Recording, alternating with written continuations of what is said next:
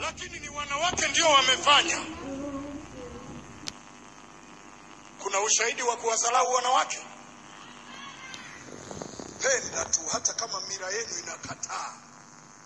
Penda tu.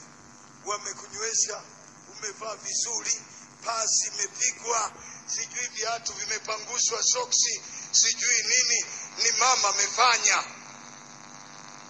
Hakuna mbaba aliyedamuka na hiyo tabia, na wewe umeona hapa ndani hawajanyosha hata mkono hata moja. Wote wameandaliwa na mwanamke. Wote wamewekewa mezani na mwanamke. Wote wametengewa vitu na mwanamke. Leo wanasema utamaduni wetu sisi mwanamke sio mtu. Tamaduni za mashetani sio za Mungu.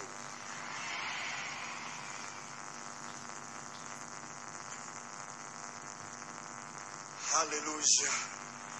Haleluya. Upendo. Cha pili ni furaha. Furaha.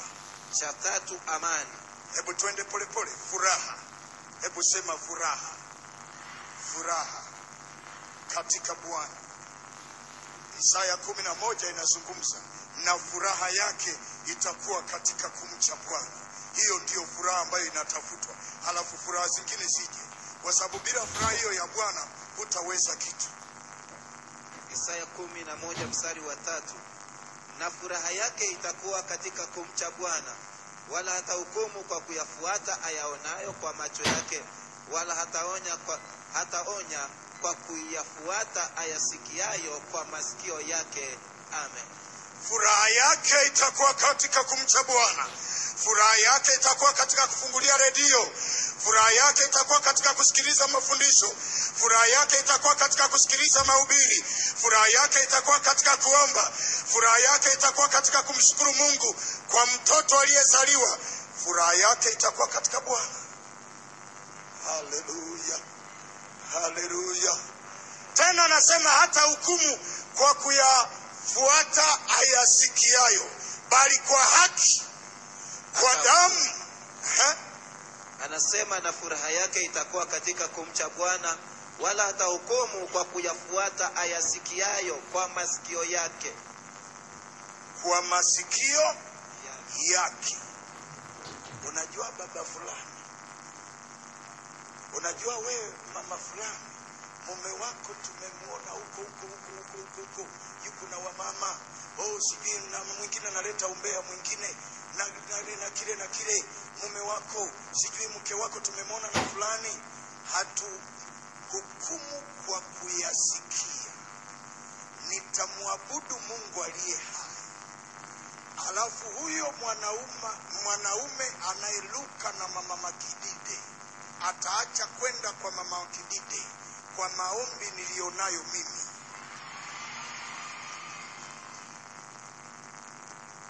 Furaha yangu ni kumkumbatia Yesu.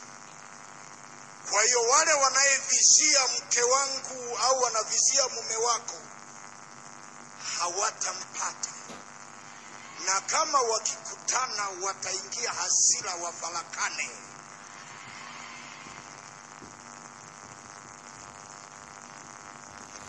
Atarudi tu kwa mke wake. Kwa hiyo hata wamama ambayo wameachwa na waume zao, leo tunaomba watarudi. Waume waliofichwa uko wenu wote hawaolewaki, wamefichwa. Upendo wa leo tutaomba upendo warudishe. Hao wanaume wataolewa, wadada wote, na hao wakaka wote wataoa. Haleluya. Furaha ni kuwa na uhakika. Unafurahi tu. Ulale njaa usilale njaa, we ni kufurahi.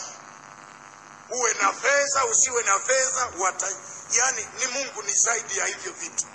Unajitia moyo, unasema iko siku nitapata tu. Iko siku na mimi nitafika tu. Kwa hiyo mtu asikusahau. Cha tatu amani. Amani. Amani ndani ya maisha yako, ndani ya damu yako, ndani ya wewe na Mungu. Na ndio maana ukisoma kwenye Injili za Mathayo, wakati Yesu anazaliwa, anasema atukuzwe Mungu juu mbinguni na amani kwa watu waliowaridhia, kwa watu waliempokea. Kwenye Injili za Mathayo pale mwanzo kabisa pale anasema utukufu juu mbinguni, amani kwa watu aliowaridhia. Amani ni maendeleo. Amani ni maendeleo. Pasipo amani huwezi fanya chochote. Luka 2:14. Atukuzwe Mungu juu mbinguni na duniani iwe amani kwa watu aliowaridhia. Na duniani iwe amani. Kwa Wasukuma wawe na amani. Kwa Wahaya wawe na amani. Kila mahali wawe na amani. Hiyo amani ni Injili ambayo ndiyo inaweza kusababisha amani. Neno, mafundisho yanaweza kusababisha amani. Haleluya. Haleluya. Haleluya. Haleluya. Tunda la Roho lingine, uvumilivu. Uvumilivu. Kuwa mvumilivu. Wangapi hawana gari? Ambao hawana gari wanyoshe mikono. Si mpaka leo unajitia moyo kwamba ninavumilia, kwamba unasema nitapata tu. Kwani fulani awe na gari, kwani ana kitu gani? Mbona sura ndio hii nilionayo? Bwana amemfanyia nini Mungu? Mbona na mimi nitapata? Wangapi hawana magari? Nyosha mikono. Vumilia, utapata. Wangapi hawana nyumba? Vumilia, utapata. Wangapi ndoa zao zinasumbuliwa? Vumilia, utashinda. Usimwache. Wangapi watoto wao wanasumbua? Vumilia, katika Kristo utashinda. Utu wema. Utu wema. Hebu angalia vizuri. Hii utu imewekwa koma. Utu wema. Utu wema. Yani tabia ya Mungu ndani yako. Utu wema, yani Mungu kama alivyo, na wewe ndivyo unavyotakiwa uwe. Haleluya. Haleluya. Haleluya. Haleluya. Haleluya. Utu wema. Fadhili. Fadhili. Sasa huo utu wema ni unafanya kama Mungu anavyofanya. Unaisema kama Mungu anavyosema kati ya wewe na jirani yako. Wangapi ambao kwao waume zao au wake zao, maana kuna wamama ambao ni tingatinga, wanawazuia waume zao wasifungulie redio. Wangapi nyumbani wanazuiwa redio zisifunguliwe? Nyosha mkono. Wapo wengi. Usifungulie redio. Utu wema. Sasa unafanyeje kwa mtu wa namna hii? Mungu atafanya. Kazana. Mungu atafanya. Amen.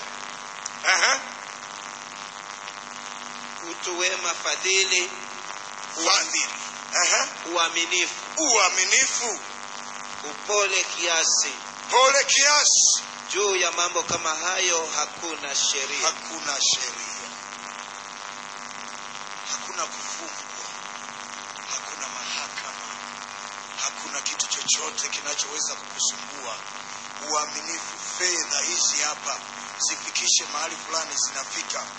Fedha. Uaminifu kati ya wewe na Mungu. Alafu uaminifu kati ya wewe na watu wako. Uaminifu kwenye ndoa. Uaminifu kwa watoto. Nani anayesema hapa ni mwaminifu kwenye ndoa kabisa? Anyoshe mkono. Kwamba hata buguziwa na hajabuguziwa na hata kubali ajiruhusu kutokuwa mwaminifu. Nyosha mkono. Mungu akubariki sana. Hebu wote tuseme Mungu akubariki sana. Kuwa mwaminifu na mwenzio. Hapa mtumishi wa Mungu aliwaombea watu hapa, si ndio? Walikuwa wawili. Wangapi waliwaona? Si Mungu amefanya uaminifu. Uaminifu, hata waseme wasiseme, simwachi na hata niacha. Waseme wasiseme, kwa sababu mimi sijampenda au hujampenda kwa sababu ya meno yanayong'aa sana kwake. Siku meno yakivunjika na sukari, utafanyeje? Si ugeuze tu lugha useme aisee, hata hilo pengo nalipenda kweli. Haleluya. Si useme ona kuacha meno yamevunjika una kitu. Kama ulimpenda kwa kutumia meno au kwa sababu ana masikio kama medical director, ukasema hivi ukasema huyu ndio mtu, siku ya siku ajali kitokea, utafanyeje? Hatufikiri mabaya, lakini tunazungumza upendo ambao unapenda mpaka watu wakitaka kuingia katikati hawawapati. Sikiliza mtu wa Mungu, ukiona mama au baba anakuwa mkali ndani ya nyumba, kuna mtu yuko hapo katikati. Hamumuone, lakini yupo anayetaka kuwavuruga. Ukiona ndoa wanagombana, watu wanafarakana, alafu wanasema hivi kwa nini, hivi kwa nini, hivi kwa nini, ujue kuna mmoja wenu anawaza pembeni, au kuna mtu anataka kunyemelea hiyo ndoa. Tutaipiga katika jina la Yesu. Ukiona kuna mtu anasema hawa sio watoto wangu, watafute baba yao, muongo. Kuna mtu yuko anafuatilia. Watu wa namna hii ni kuwapiga katika jina la Yesu.